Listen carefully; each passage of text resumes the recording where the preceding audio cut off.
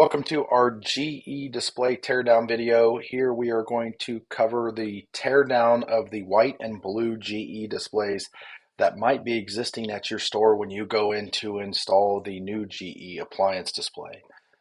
So we are going to jump right into this and show you what this looks like. So here we have our two displays pulled out of their bay, and we have our crate unpacked. We have our appliances pulled off and staged. We have our pallet that is now ready for us to stack up all of our displays on top of it. Through doing a few of these, we have discovered that the best way to get through this is to remove the header first.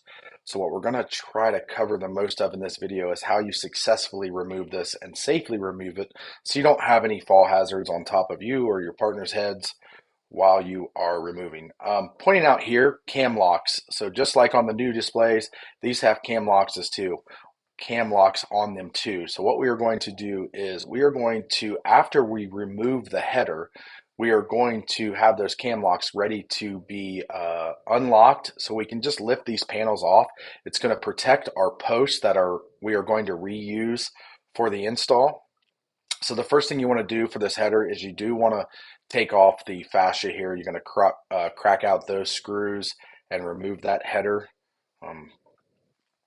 Just zip those out. Then we're going to lay all this stuff nice and flat so we can get this ready to go.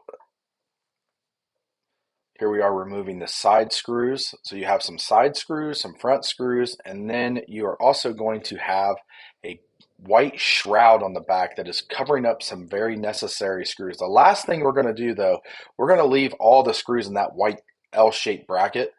Here we are removing the back shroud so we can access the top screws. So you're going to jump through this and zip out all of these screws. So kind of fast forward through this a little bit, showing this removal of the shroud. It's going to expose the 3 or 4 top screws we need to remove that are holding that top header in place. So there you're going to see those screws up top. Those 1, 2, 3, 4, looks like 4 or 5 of those need to pop out. As you're doing this, make sure somebody's on the front holding that header so it doesn't fall. But that L bracket right there he's pointing to, that's going to hold us in place. He zips those 2 or 3 screws out and that comes off. Now we're going to go real fast through there. We're going to show you how we are laying this flat on the pallet so it's nice and neat for the store. Now we are zipping the side screws out. We have got our cam locks unlocked, and this is going to enable us just to lift the side panels right off safely. So here Wes is, he's got his arrows pointed down.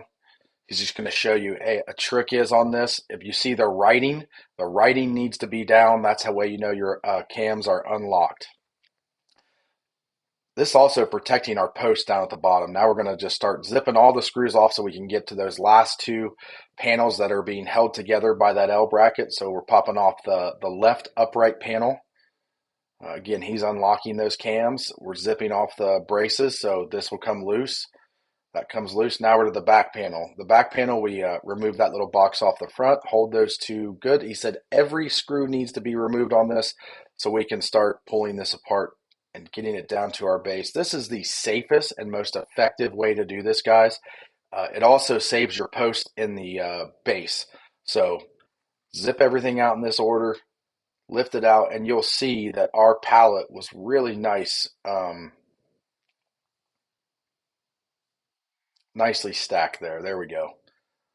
Again, if you have any questions, call us, but this should break down for you as how we do this tear down for these new displays. Thank you very much. If you have a question, give us a shout.